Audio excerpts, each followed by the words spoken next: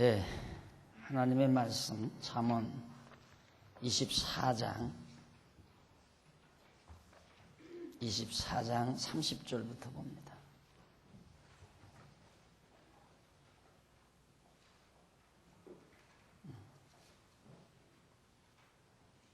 (24장) 26절. 적당한 말로 대답함은 입맞춤과 같으니라. 네 일을 밖에서 다스리며 밭에서 예비하고 그 후에 네 집을 세울지니라. 너는 까닭없이 네 이웃을 쳐서 증인이 되지 말며 네 입술로 속이지 말지니라. 너는 그가 내게 행함같이 나도 그에게 행하여 그 행한 대로 갚겠다 말하지 말지니라. 우선 29절까지 교재 가지고 계시면 4346쪽 위에서 6째 줄 보시면 잠언 24장 26절 29절 나옵니다. 이제 봉독해드린 이 26절로 29절 말씀은 백성이 평안하도록 잘 다스리는 방법에 대해서 가르쳐 줍니다. 어떻게 하면 백성을 평안히 잘 다스리나 그 지혜를 지금 가르쳐 주는 겁니다. 아들이 이제 왕위에 오르면 가장 중요한 것이, 왕의 책무 중에 가장 중요한 것이 백성을 평안하도록 다스리는 일입니다. 마찬가지죠. 세상 나라도 마찬가지고 교회도 마찬가지입니다. 교회도 우리 당회가 장안중앙교회를 다스려갈 때 가장 소중한 게 뭔가, 어떻게 하면 성도들을 평안하도록 다스리나, 어떻게 하면 성도들이 평안히 살 수 있도록 다스려 주는가, 이것이 당회가 해야 될 가장 중요한 책무라고 생각을 합니다. 근데 그 지혜를 지금 솔로몬이 아들에게 가르쳐 줘요. 근데 그 지혜 중에 내 입을 밖에서 다스리며 내 일을 밖에서 다스리며 밭에서 예비하고 그 위에 내 집을 세우라, 이렇게 말합니다. 이 말은 백성들이 평안히 살도록 나라를 잘 다스린 후에 왕가를 견고히 세우라는 뜻을 비유한 내용입니다. 그러니까 밖에서 다스리라는 말은 요즘으로 현대말로 말하면 나라를 정말 백성들이 평안히 살도록 나라를 잘 다스려라, 그런 얘기예요. 결국 이제 전체 나라를 다스린 다음, 그리고 내 다윗 왕가 왕가를 견고히 세워라. 그러나 대부분의 사람들은, 어리석은 사람들은 어떻게 하느냐면 왕실을 견고히 하고 백성을 다스리려고 합니다. 거꾸로 이제 접근하는 거죠.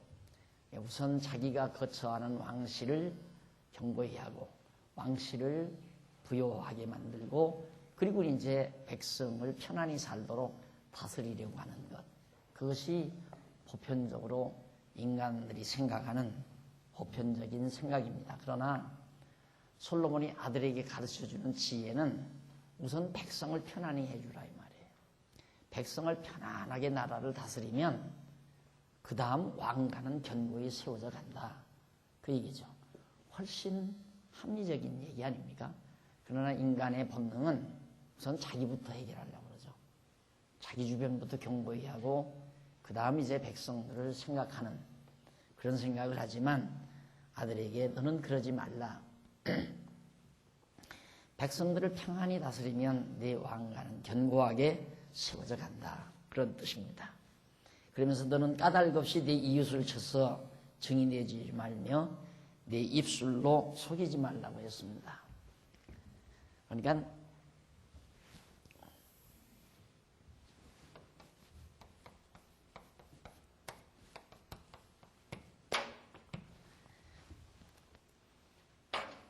다윗에게는 사울이 있었죠.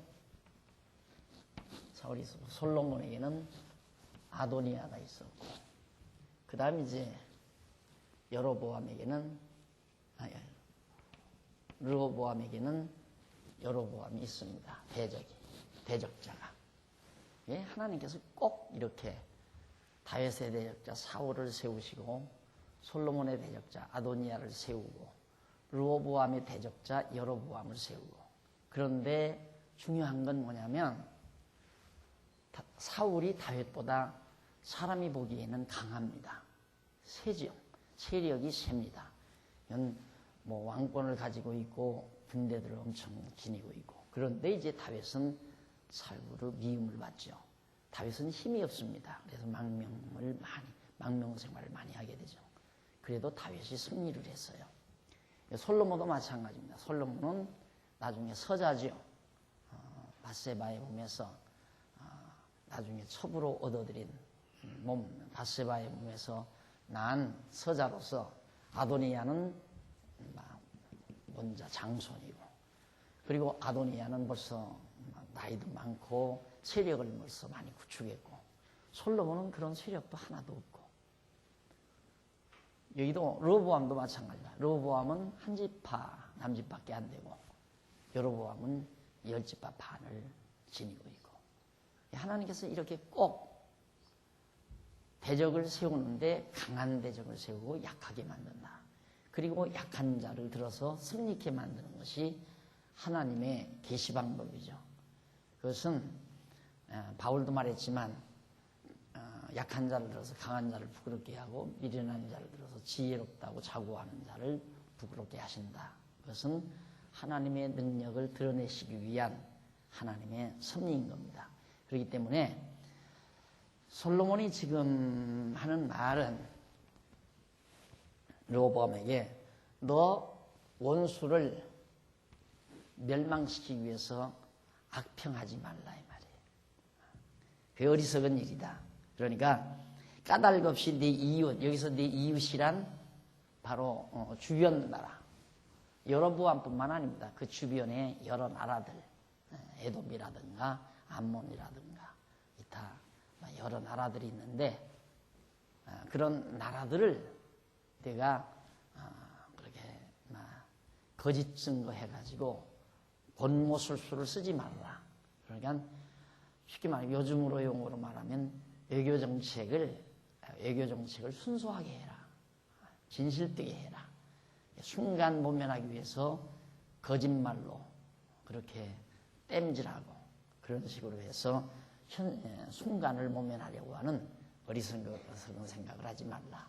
그러니까 공연히 주변 나라, 여로보암, 북쪽 이스라엘이나 다른 나라들을 거짓말로 그렇게 했다가 거기서 백성들이 막 화가 나가지고 쳐들어오면 내 나라가 복잡해 어려워지지 않느냐 이 말이에요. 그러니까 밖에서 앞에 아까 26절 제가 봉독해 드렸죠.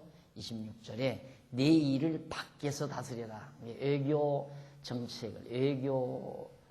정책을 순수하게 잘 펼쳐나가라.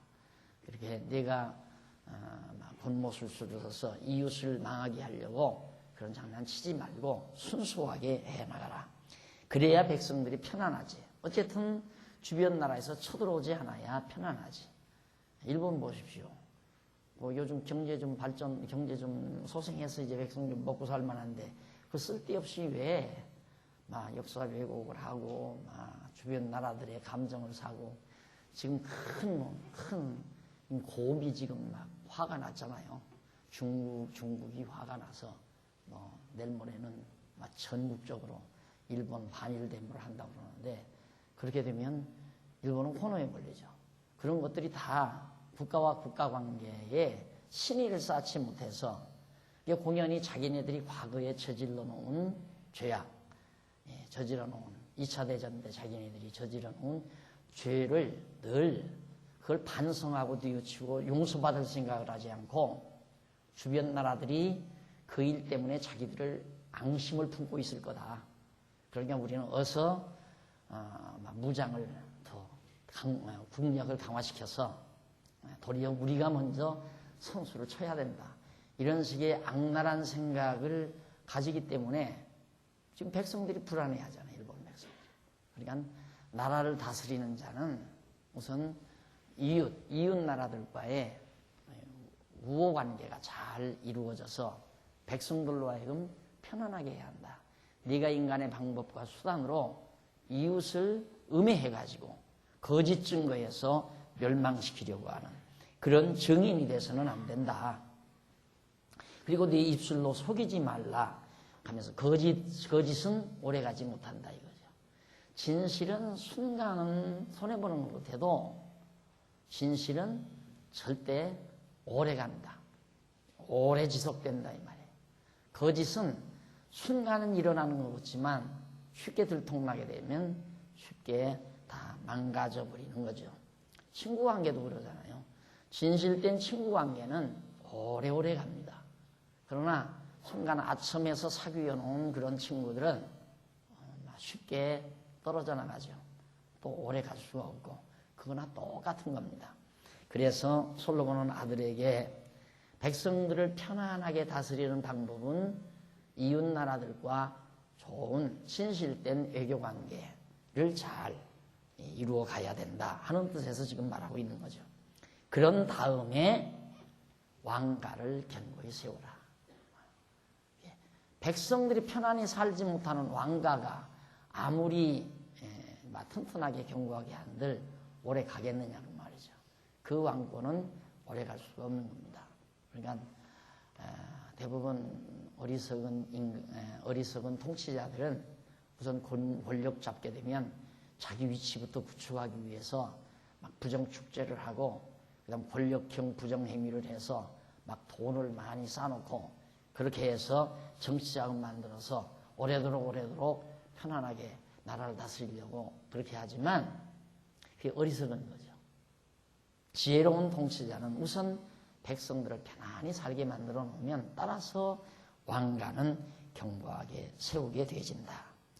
그러면서 너는 까닭없이 내 이웃을 쳐서 증인되지 말라고 하면서 속이지 말라고 그러죠. 그리고 이웃을 해하려는 목적으로 거짓 증인되지 말라는 뜻인데 너는 그가 내게 행함 같이 나도 그에게 행하여 그 행한 대로 갚겠다. 보수 원수 갚는단 말이죠. 보수한다. 원수를 갚는다. 정말 극단주의자, 극단적인 생각, 그러니까 인간의 생각대로 내가 당했으니까 나도 그렇게 갚아줘야 된다. 일본 사람들이 우리에게 얼마나 36년 동안 우리를 괴롭혔느냐. 그러니 우리들도 빨리 국력을 길러서 일본에게 보복을 해야 된다. 북한 농포들이 얼마나 우리에게 와서 고통을 줬느냐. 우리 국력을 길러서 북진을 해서 우리도 보복을 해야 된다. 이것이 아마 몇 년 전까지만도 멸공통일 우리 국시가 멸공통일. 그러니까 내 조국, 내 백성들을 다 멸해가지고 통일할 건 뭐 있어요? 그건 통일될 다 죽어버렸네. 통일이 무슨 통일이에요? 멸공통일이 바로 우리 지난날의 사고의 틀이었습니다. 그러나 근래 와서는 그게 아니에요. 같이 살자. 우리 협력해서 서로 지난날 우리 다 잊어버리고 너희들이 지난날 너무 무참하게 이 땅을 피로 물들여 놨지만 우리 이제 이렇게 잘 살게 됐다. 그러니 너희들도 마음 열고 잘 먹고 서로 평화롭게 잘 살자. 이제 그런 생각으로 현대 많은 사람들이 그렇게 돌아가잖아요.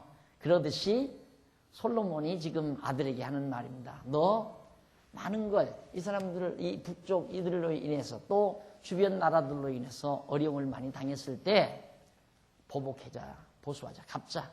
우리 당한 만큼 저들에게 우리들도 원수를 갚자.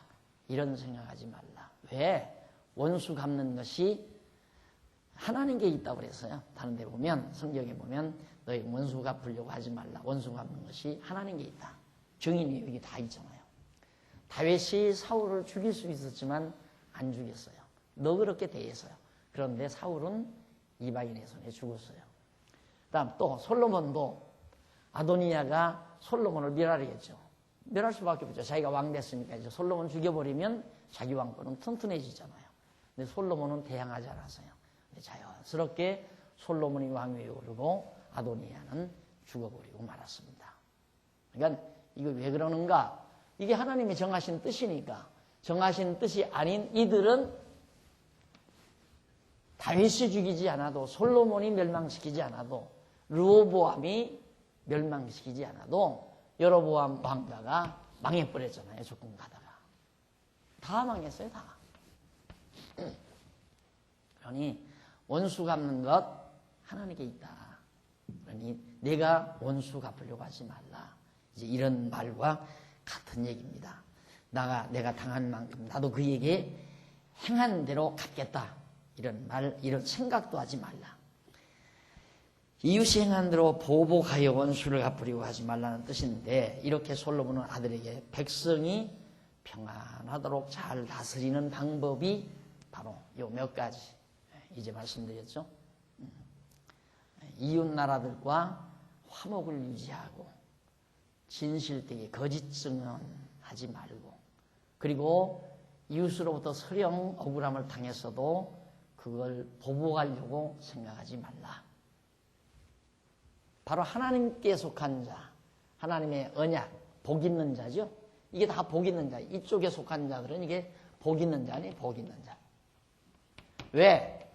언약 자손, 언약 백성이니까, 언약된 계열이니까, 언약은 복이란 말이에요. 복 주실 걸 언약한 거기 때문에. 그래서 복 있는 자는 악인의 꾀를 따르지 아니하며, 좇지 아니하며, 오만한 자의 자리에 앉지 아니하고, 그것이 시편 1편에 나오는 얘기죠. 자, 오늘 우리는 정말 다윗 왕가에 속한 이들처럼 우리도 만왕의 왕이신 예수 그리스도의 백성으로서 언약 자손입니다. 복 있는 자들이라 이 말이죠.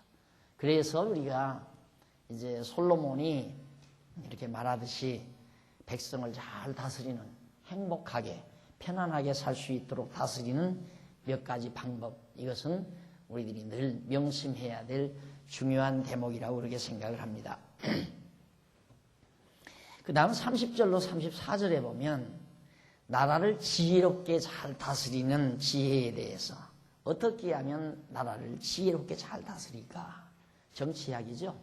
우리 연구원에서 어느 연구위원이 기독교 정치학 연구하다가 지금 포기해버리고 말하는데, 이 정치학 다 나오잖아요.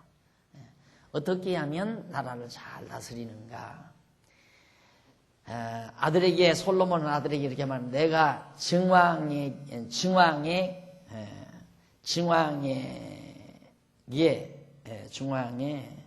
게으른 자의 발밭과 지혜 없는 자의 포도원을 지나며, 그 다음 본즉 가시덤불이 퍼졌으며 거친 풀이 지면에 덮였고 돌담이 무너졌기로 내가 보고 생각이 깊었고 내가 보고 훈계를 받았었다고, 그렇게 솔로몬이 이제 자기 경험담을 얘기를 합니다. 그게 무슨 얘기냐면, 솔로몬이 지난날에 지나가다가 폐허된 농장을 봤어요. 다 가시덤불이 온 거, 잡풀이 우거진 그런 폐허된 농장을 보고 자기가 깨달은 바가 있었다. 그 얘기입니다. 뭘 깨달은 바가 있었는데, 그 깨달음은 게으른 자에게 빈곤이 속히 찾아온다는 사실이. 게으르면 저렇게 농장이 다 폐허가 돼서 빈곤, 가난, 이것이 속히 이렇게 다 찾아오는구나. 이것을 자기가 깨달았다는 얘기입니다. 그래서 솔로몬은 아들에게 네가 좀 더 자자, 좀 더 졸자, 손을 모으고 좀 더 눕자 하므로 네 빈궁이 강도같이 오며 네 곤핍이 군사같이 이른다고 그렇게 가르쳐주고 있습니다.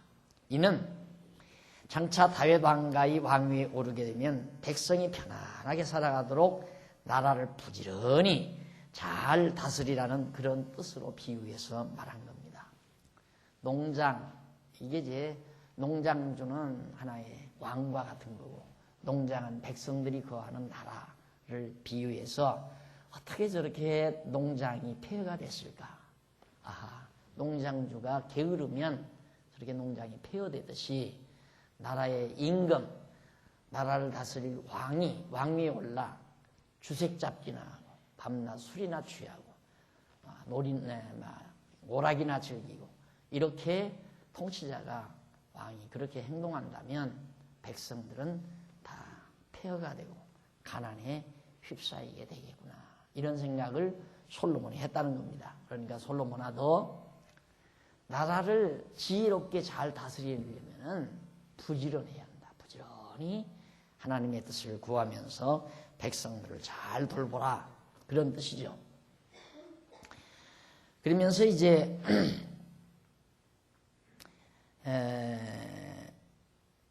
게으르고 지혜 없는 농부가 농장을 경작하지 않으면 빈곤이 속히 찾아오듯이 여호와를 경외하지 아니하는 미련한 왕이 나라를 부지런히 잘 다스리지 아니하면 나라가 속히 망하게 되므로 나라를 지혜롭게 부지런히 잘 다스리라는 그런 뜻으로 그렇게 밝혀준 내용입니다.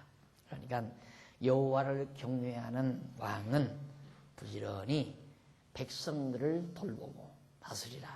그런 뜻으로. 자, 이것이 바로 나라를 지혜롭게 다스리는. 그래서 이 지도자, 즉 통치자는, 나라를 다스리는 통치자는 부지런해야죠. 왜? 모든 백성들 구석구석을 살펴야 되니까 부지런해야 되고, 그리고 백성들의 아픔들을 하나하나 다 찾아서 밝혀야 되니까 더 역시 부지런해야 됩니다. 날마다 자기 쾌락에 취해서 놀기나 하고 술이나 취하고 산다면 백성들은 패한 삶에 빠져들 수밖에 없다. 그런 뜻입니다.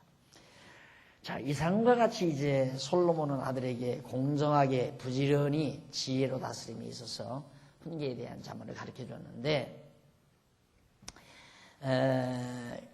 이는 장차 오실 하나님의 지혜이신 메시아가 만왕의 왕으로 재림하셔서 성도의 나라를 공으로 다스리실 것에 대한 예표로서의 모형과 그림자입니다. 예수 그리스도께서 우리의 영원한 왕으로서 우리로 편안하게 수고하고 무거운 짐진 자들아 다 내게로 오라. 내가 너희를 편히 쉬게 하리라. 참으로 영원한 통치자의 음성과 같은 아름다운 말씀을 우리에게 남겨주신 겁니다. 자, 그 다음 넘어가서 25장 넘어갑니다. 잠언 25장. 25장에서 27장은 미련한 자 경계할 것을 훈계합니다. 미련한 자. 너 이제 르호보암에게 미련한 자를 경계해라. 그 말은 미련한 자는 북쪽 여로보암을 의중에 뒀겠죠. 솔로몬이. 그러니까 너 절대 이 여로보암을 내가 잘 경계를 해야 된다. 그 유혹에 빠지지 말고 그 아첨에 빠지지 말고 절대 그가 어떤 상황에 처하든 그를 너는 잘 경계를 해야 된다. 왜? 너는 복 있는 자니까. 복 있는 자가 악인의 꾀를 따르면 안 되잖아요. 복 있는 사람은 악인의 꾀를 쫓지 아니하며 오만한 자의 자리에 앉지 않는다고 했으니까 여기를 경계해라. 그런 뜻으로 지금 25장과 27장까지 해서 솔로몬이 아들에게 교훈해주고 있습니다. 그 가운데서 25장 1절로 7절 이쪽 한번 보세요. 4349페이지. 거기 보면 차근차근 우리가 정리해보면 1절로 7절은 왕 앞에서 신하가 지혜롭게 행동할 것에 대해서 가르쳐줍니다. 왕 앞에서 신하가 지혜롭게 행해야 된다. 그러면서 이것도 솔로몬의 잠언이요 유다왕 히스기야의 신하들을 편집한 것이니라.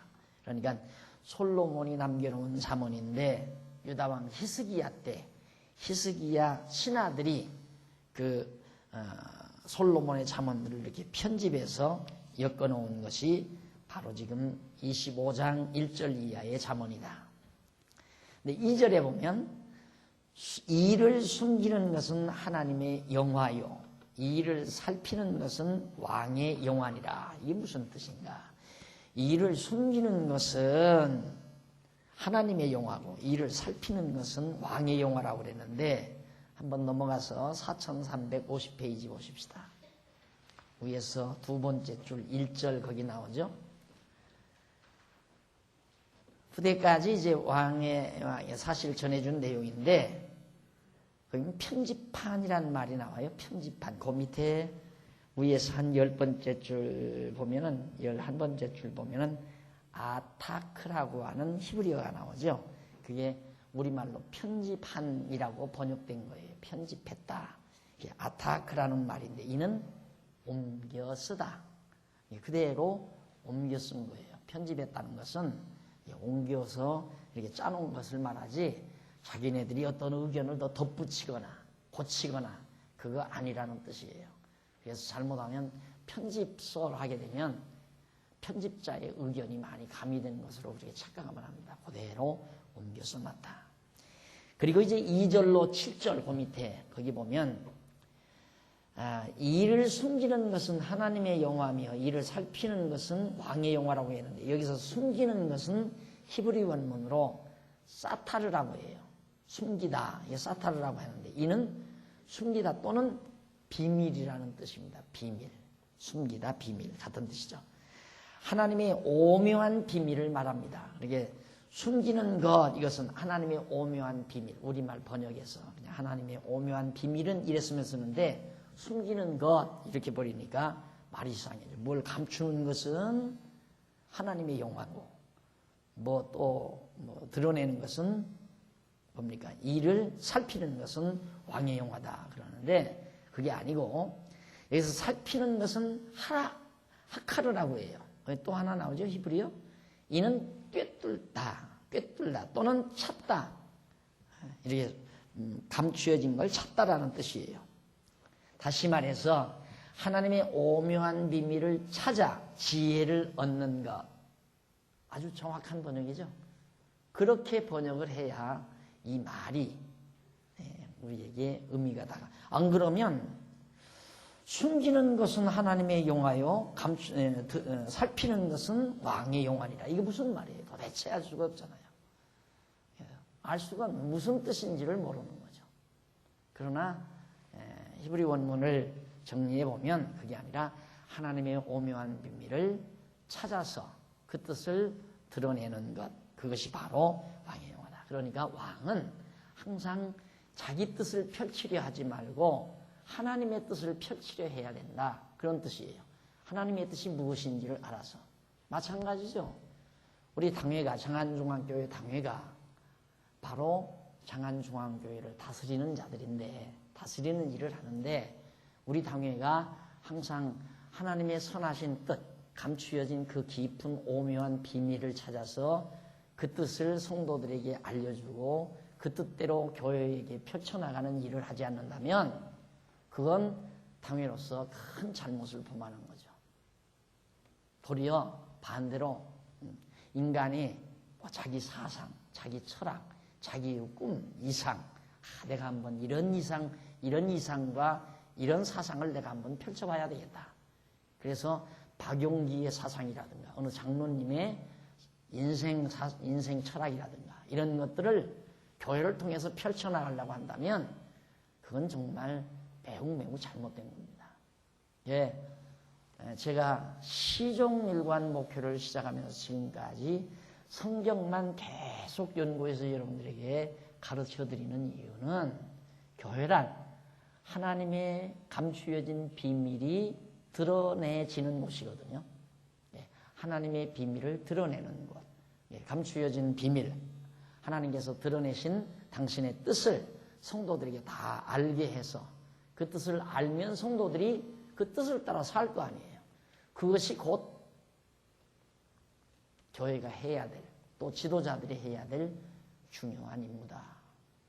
그러나 어떤 사람들은 바로 교회를 통해서 정치적인 꿈을 달성하고 사회정화를 이룩하고 교회를 통해서 무슨 엄청난 자기 이상과 꿈을 펼쳐가고 이런 생각들을 많이 하지만은 솔로몬은 아들에게 그런 얘기예요. 너 절대 네가 왕위에 오르지만은 왕위에 올라서 내 사상대로, 내 생각대로 나라를 세우려고 생각하지 말라.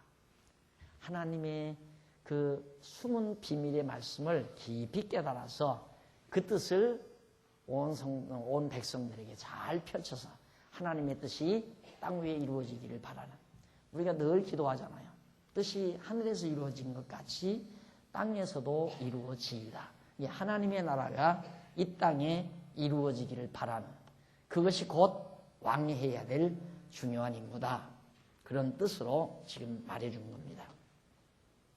그래서 솔로몬은 하나님께서 섭리하시는 이 오묘한 비밀은 하나님의 영화이지만 이 일의 비밀을 찾아 지혜를 얻는 것은 왕의 영화라는 뜻으로 말한 겁니다. 그러면서 하늘의 높음과 땅의 깊음 같이 왕의 마음은 헤아릴 수 없다고 그렇게 말합니다. 하늘의 높음과 땅의 깊음 같이 왕의 마음은 헤아릴 수 없다. 다시 말하면 하나님의 오묘한 비밀을 깨달은 왕의 마음은 헤아릴 수 없을 만큼 지혜가 높고 깊다는 뜻입니다. 자, 사람은 다 주관을 가지고 있어요. 자기 나름대로, 내 나름대로 나는 내 의견이, 자기 주장이 있고 자기 견해가 각자 있어요. 그러니까 교회를 하다가 보면 예를 들어서 하나님의 말씀, 성경이 없다고 보면 100명의 성도는 100명이 다 각각 자기 주관이 따로 다 있어요. 그래서 그 주관대로 하려고 하다 보면 결국은 단합이 안 되는 거죠. 한 덩어리가 안 되는 거죠.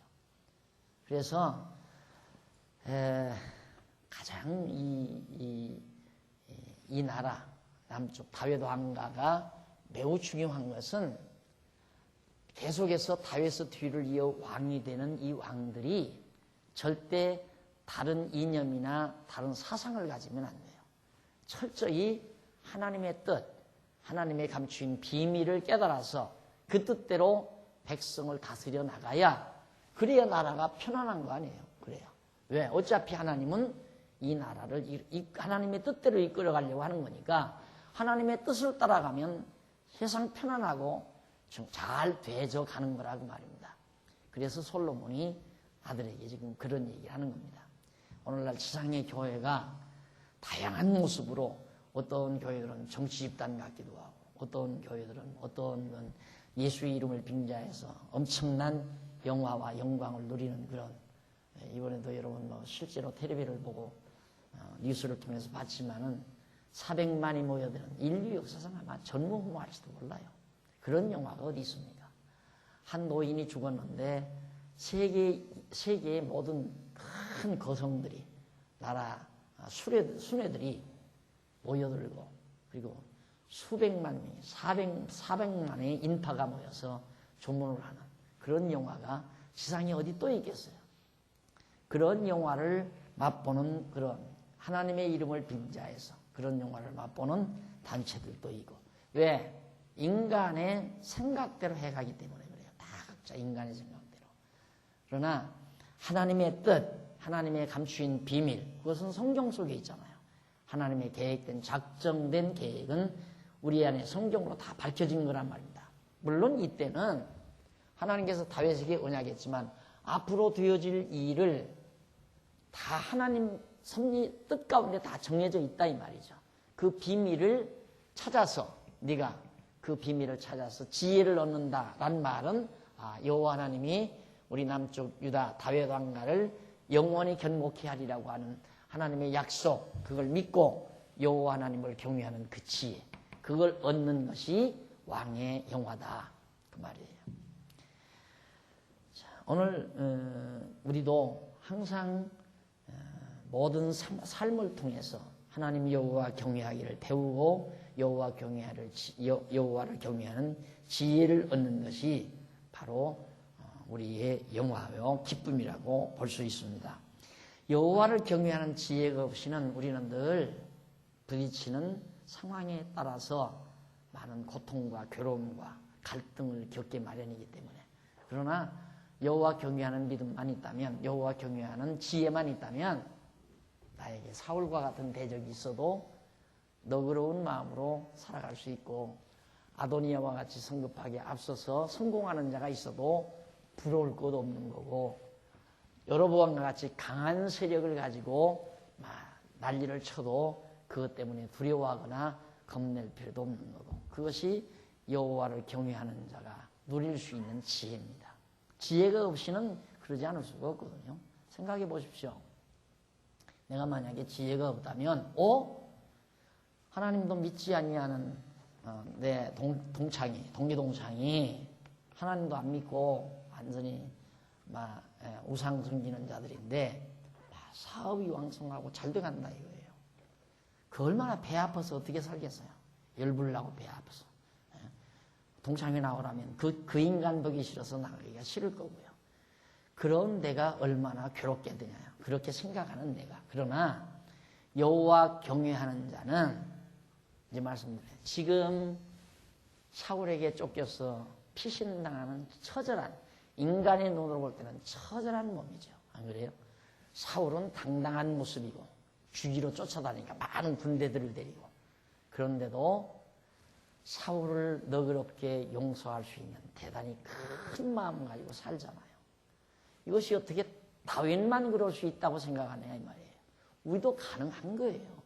우리도 하나님 여호와 경외하는 지혜만 얻는다면 다윗과 같은 너그러움으로 스트레스 받지 않고 당당하게 정말 하나님의 사람으로 살아갈 수 있어요. 솔로몬도 마찬가지. 이제 말한 대로 아도니아가 많은 문무백관들 데리고 가서 만세 불러버렸으니 얼마나 분통이 터져요.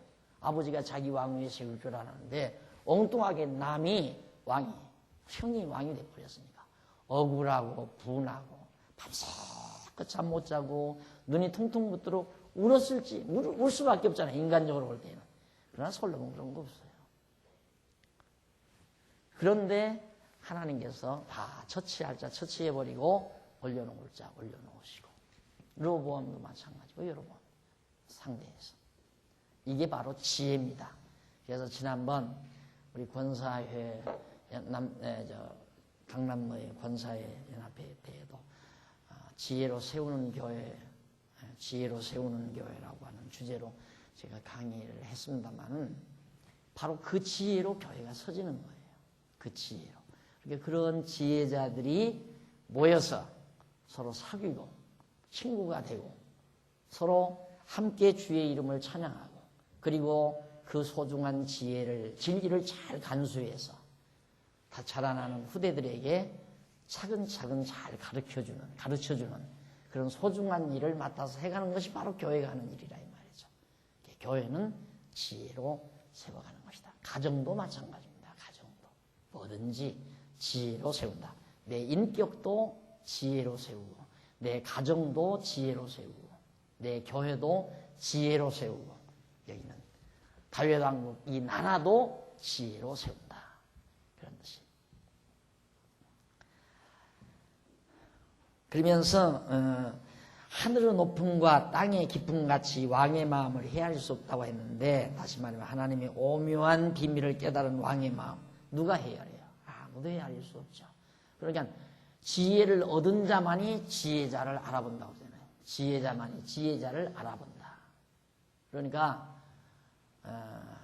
우리 교회 나오셔서 이렇게 열심히 공부하시는 여러분들이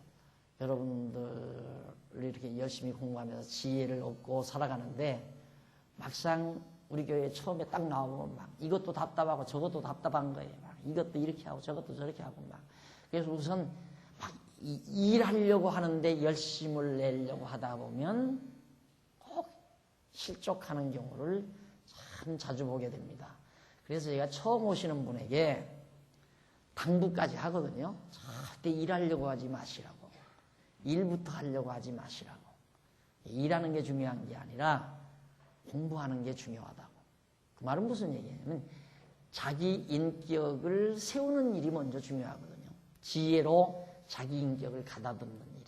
그리고 나서 내 가정이 지혜로 세워지고, 그 지혜로 세워진 가정들이 모여서 교회가 되는 건데, 지혜자들이 모이면 교회가 편안할 수밖에 없잖아요. 편안하지요. 무슨 말다툼이 있겠어요. 다 내 욕심대로 하려고 하는 거, 내 계획대로 하려고 하는 게 아니라 하나님의 뜻을 따라서, 기쁘신 뜻을 따라서 우리가 다 한 마음 한 뜻이 되다 보니까 결국은 교회가 편안한 가운데 튼튼하고 견고하게 자라져 간다 이 말입니다. 그런데 지혜도 없이 막 이것도 해야 한다 저것도 해야 한다 막 일중심으로 하다 보면 한동안은 굉장히 어벙벙하게 뭐가 큰일이 많이 이루어지는 것 같지만, 그것이 바로 모래 위에 세운 집과 같은 것이다. 가정도 모래 위에 세운 거. 가정도 마찬가지 아니에요. 가정도 모두가 엄마, 아빠, 자녀들 모두가 다 지혜로 똘똘 뭉쳐지면 그 가정은 남이 볼 때 보기에는 뭐 별로 가진 재산도 없고 별로 정말 큰 것도 없는 것 같은데 천만의 말씀. 그 가정이 견고하고 튼튼한 가정입니다. 견고하고 튼튼한 가정. 그래서 오늘 지금 솔로몬이 아들에게 정말 왕의 구원이 어떻게 하면 왕이 정말 올바른 구원의를 지니고 사나. 그건 지혜를 가지면 구원의가 있게 마련이다. 그런 뜻으로 지금 말해주고 있는 겁니다.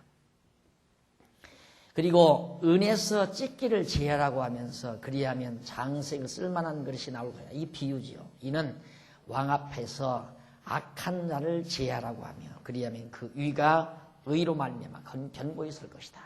그러니까 은에서 찢기를 제하라. 너 왕가 이제 내가 지혜를 얻으면 지혜롭지 못한 자가 누군가를 네가 알 거다 그 말이에요. 그러니까 그런 자를 골라.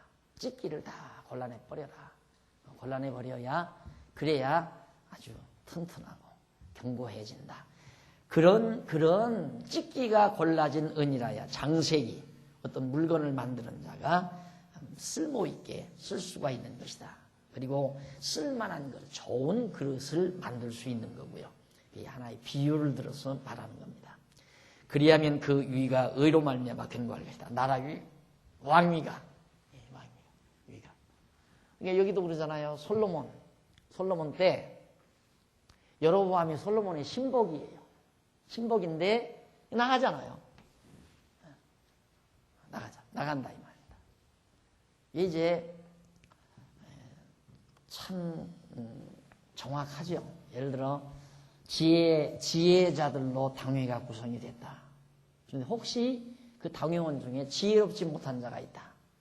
그러면 모든 당회원들이 다 지혜로운 생각을 가지고 마음을 모으고 뜻을 모아서 잘 해나가는데 지혜롭지 못한 자는 한 마음에 한 뜻이 안 될 수밖에 없잖아요. 자기 생각을 하게 되니까. 그러면 자기 생각이 안 통하게 되면 화가 나고 속이 상하고 그렇게 되면 이제 소란을 피우게 되고 소란을 피우다가 보면 이제 결국 교회를 떠나게 되고 그래서 이제 저는 솔직히 지금까지 30년 세월 가까이 목회하면서 교인들을 이렇게 책벌을 해서 치료해 본 적은 없습니다. 당회를 열어가지고 아무개성도 오시오. 왜 당신은 이렇게 합니까? 교회 부덕을 행하고 성도로서의 그런 올바른 자세를 가지지 못하고 그러니 당신은 6개월 동안 근신하시오. 또 성찬에 참여하지 마십시오. 당신은 1년 동안 교회를 쉬십시오. 안 그러면 당신은 교회에서 나가십시오. 이게 다 출교거든요. 이게 이제 하나의 권직인데 그렇게 해본 적이 없어요. 해본 적이 없는데 이 권징도 사람이 하는 게 아니더라고요. 내가 이렇게 딱 목회를 해보면서 경험해보니까 권징도 사람이 하는 게 아니라 당회가 하나님의 말씀만 견고하게 딱 붙들고 하나님의 말씀만 열심히 해요. 다른 생각하지 말고 하나님의 말씀만 열심히 잘 가르치면서 그 말씀을 주축으로 자꾸 성도들의 마음이 모아지고 뜻이 모아지면 떨어져 나갈 자 떨어져 나가고 남아있을 자 남아있고 그렇게 되지더라고요. 그러니까 찢기를 골라낸다고 하는 것은 하나님이 쓸만한 왕국으로 올바른 좋은 그릇으로 만들기 위해서 그런 찢기들, 잘못된 신하들을 다 골라 뽑아내라. 그런 얘기입니다. 곧 은에서 찢기를 제하면 장색이 쓰기에 좋은 그릇이 되는 것처럼 지혜로운 왕 앞에서 악한 자를 제하면 왕위가 견고하게 된다. 다시 말하면 여호와를 경외하는 지혜로운 왕 앞에서 여호와를 대적하는 어리석은 악인을 제해버리면 다윗 왕가의 왕위가 견고해진다. 그래서 여호와 하나님을 경외하는 지혜자들의 모임, 이것이 바로 교회라는 것. 그것이 곧 또 하나님의 나라고. 그러면서 솔로몬은 왕 앞에서 스스로 높은 채 하지 말며 대인의 자리에 서지 말라고 했습니다. 왕 앞에서 스스로 높은 지. 우리의 왕은 만왕의 왕이신 예수 그리스도가 우리의 왕 아닙니까? 만왕의 왕이신 예수 그리스도가 우리 교회, 당회를 통하여 교회를 다스려가죠. 당회는 만왕의 왕이신 그리스도의 도구예요. 당회가 왕이 아니고 당회장이 왕이 아니라 신부름꾼, 청지기. 그러니까 통치자이신 만왕의 왕이 신부름꾼, 청지기인 당회원들을 통해서 교회를 지도해 간다. 그래서 이런 뜻에서 당회원들의 결의라든가 당회원들이 펼쳐가는 행정, 지도하는 모든 지도 내용 이런 것들은 바로 우리가 순수하게 인간의 속성이 가미되지 않았다면 예수 그리스도께서 당회를 통해서 우리 성도들을 지도해 가기 위해서 당회원들의 마음을 주관하시고 생각을 주관해서 결의하게 만든다. 그런 얘기입니다.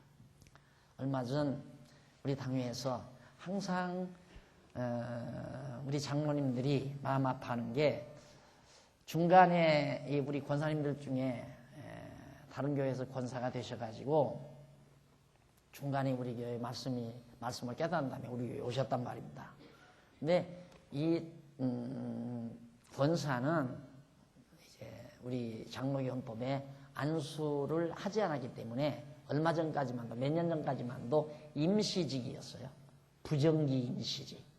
그리고 서리 집사는 완전히 임시직이거든요. 1년 단위 임시직인데 이 권사는 부정기 임시직이에요. 그러니까 종신직이 아니고 그랬는데 이제 얼마 몇 년 전에 종신직으로 헌법이 바뀌었습니다.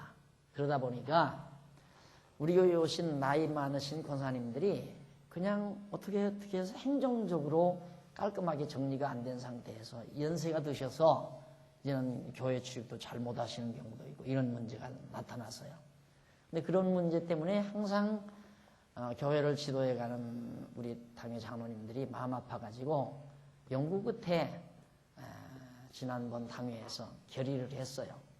우리 교회에 오셔가지고 다른 교회에서 권사가 됐지만 우리 교회에 오셔서 연세 많도록 우리 교회 생활을 하시고 생활해 오신 분들 70세가 넘은 분들은 은퇴식을 해드리자. 그렇게 해서 우리 장안중앙교회 은퇴권사로서 수첩 몇년 정도 보세요. 협동 은퇴권사, 뭔 은퇴권사, 이름이 복잡하잖아요. 그래서 그런 것들을 싹 다 간결하게 그렇게 정리를 하자. 이런 게 이제 장로님들이 한 번도 반대하지 않고 참 좋은 생각이라고 해서 마음이 다 모아져서 이렇게 결의. 예를 들면 이제 그런 생각들이죠. 그러니까 우리가 지혜를 짜서 교회를 편안하게 다스려 가려고 지혜가 얻어지게 되면 성도들, 모든 성도들을 편안하게 만들어가는 정치를 해나가지만 그렇지 않고 인간의 뜻이 앞장서게 되면 저 사람은 저쪽 패야, 아무개 장로 패야, 저 사람은 누구 집사 패고 저 사람은 언제적 사람이고 저 사람은 언제적 사람 이렇게 해서 패가리가 딱 돼가지고 아주 아주 그냥 치열하게 대립을 하게 되고 그래서 교회가 소란이 일어나게 되고 지난번 친구 목사가 와가지고 날들어 그런 얘기를 해요. 목사님 후임자 정하셨습니까? 날들어 그러더라고요. 내가 아직 그런 것 안 정했다고 내가 그랬더니만 한국교회에서 후임자 세워서 성공한 예가 한 번이 하나가 없답니다. 후임자 세워서 다 교회가 혼란을 겪었다는 거예요. 그러면서 근래 후임자 세워서 혼란 겪은 교회들을 다 열거하는데 진짜 그렇더라고요. 그러면서 목사님 조심하셔야 됩니다 그러더라고요. 그래서 내가 속으로 좀 웃기는 했습니다만은 조심할 것도 없어요. 운행하는 것도 하나님의 뜻이고 세우는 것도 하나님의 뜻이니까 하나님께서 또 한 번 시련 겪게 하시면 겪는 거고 하나님께서 형통케 하시면 형통해지는 건데 뭐 내가 조심한다고 안 그러고 조심 안 한다고 뭐 그러는 건 아니라고 제가 생각하기 때문에 그냥 제가 속으로 웃고 말았습니다만은 교회를 다스리는 분이 누구냐면 예수님이에요. 만왕의 왕이신 예수가 교회를 다스려가는 거지 당회가 또 당회장인 박용기가 다스린 게 아니다. 그러니까 교회를 망치려면 순간 하나님께서 만왕의 왕이신 그리스도께서 나에게 성령으로 감동하지 않고 악령으로 감동하게 하는 거죠. 그래서 야, 너 얼마 있다가 사위 얻을 거 아니냐. 그 사위를 신학시켜서 사위를 후임자로 세워라. 이런 생각이 버떡 들 수도 있다 이 말이죠. 또 이 말도 잘못 나와서 야, 사위 세운단다 또 그러지 말고, 예를 들면 전부 많은 사람들이 그러잖아요. 지금 목사님들이 그냥 아들들 다 갖다 세우고 교회 재산 빼다가 다시 교회 세워서 거기 아들 세우고, 그런 일들이 한국교회 지금 비일비재하단 말입니다. 그러니까 그런 생각을 하나님께서 악령을 통해서 나에게 주면 그렇게 한다 이 말이죠. 그러면 이장로님대로 내 아들 세울란다. 김장로님 무슨 소리냐, 내 아들 세울란다. 그러면 이제 교회가 동강나버리고 마는 거죠. 그러니까 하나님께서 교회를 편안하게 하려면 온 당회원들의 마음을 하나로 모아주시고, 당회원뿐만 아니라 재직들의 마음을 또 하나로 세워주시고, 우리 세례교인들의 마음을 하나로 딱 묶어서 아주 진리를 사랑하고 교회를 사랑하고 한평생 진리를 위해서 몸 바쳐 헌신할 수 있는 좋은 후임자에게 마음이 모아질 수 있도록 성령께서 역사하실 거란 말입니다. 그렇게 되면 교회가 튼튼하고 견고하게 될 거 아니겠어요? 그렇기 때문에 그런 거 걱정할 게 없어요. 사람이 재간 쓰려고 노력할 것도 없는 거고. 그래서 여호와를 어리석은 대적을 제하면 다윗 왕가가 튼튼해진다. 그러면서 왕 앞에서 스스로 높은 제하지 말라. 대인의 자리에 서지 말라고 했습니다. 이는 지혜로운 왕 앞에서 교만하지 말고 높은 자리에 서 있지 말라는 뜻입니다.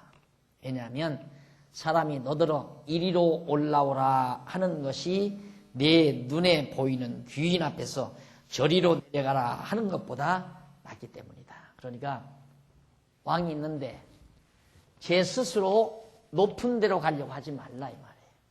왕이 올라오라 했을 때 올라가야지, 미리가 올라 있어가지고 너 절로로 내려가라 이렇게 하면 무슨 꼴이 되겠느냐 이 말이에요. 그러니까 왕 앞에서 건방 떨지 말라 말이에요.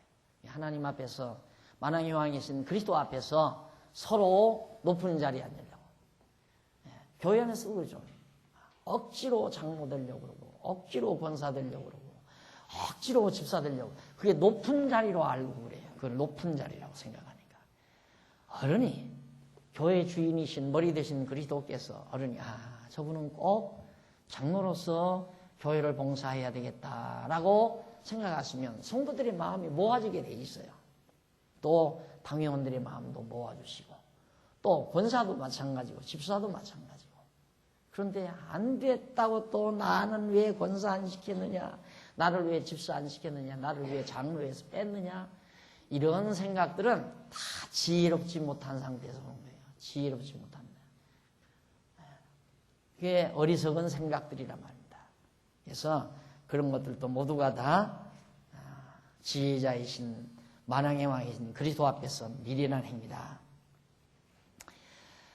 그러면서 지혜로운 왕 앞에서 교만하지 말고 높은 자리에 서 있지 말아야 하는 까닭은, 그 까닭은 뭐냐면 지혜로운 왕이 존귀한 자를 높은 자리로 올라오게 하려고 존귀한 자 앞에서 저쪽 아래로 내려가라는 말을 듣는 것보다 낫기 때문이다. 너 왜 여기 앉아있느냐? 너 여기 앉아있지 말아라. 저리 가라. 왜? 여기 이 사람이 일로로 와야 된다.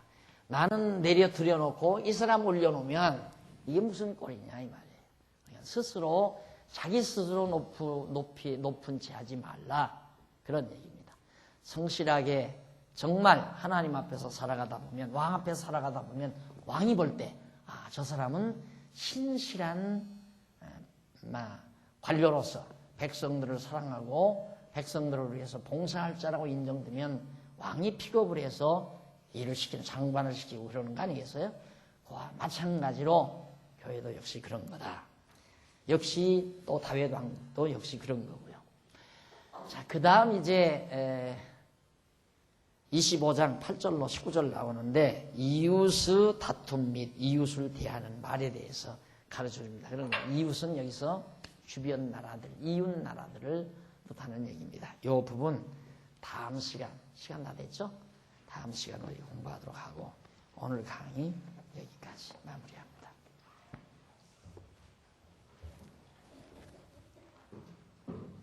기도하십시다. 하나님 아버지, 은혜를 감사합니다. 우리에게 이렇게 주님의 나라를 이 땅 위에 세우게 하시고 주님을 머리로 해서 우리 이렇게 장안중앙교회 이루어 하나하나 지혜자들이 함께 모여 주님의 몸된 교회를 세울 수 있게 하심을 진심으로 감사합니다. 내 뜻, 내 생각 다 저버리게 하시고 하나님의 기쁘신 오묘한 뜻이 무엇인지를 오늘 또 살피기 위해서 이 밤 이렇게 피곤한 몸을 가지고 나왔습니다. 이제 귀한 말씀 우리 들었사오니 내 생각 저버리고 하나님의 기쁘신 뜻을 깊이 음미하며 주의 몸을 견고하게 세워가는 슬기로운 지혜자들 될 수 있도록 역사해 주시옵소서. 이 밤도 돌아갑니다. 가는 발길도 지켜주시고 주 안에서 다시 만날 때까지 평강을 더하시며 가정 위에 늘 하나님의 은총이 함께 하시옵시기를 비옵고 죄인 공로 없사오나 예수님 이름으로 기도드립니다. 아멘. 하늘에 계신 우리 아버지,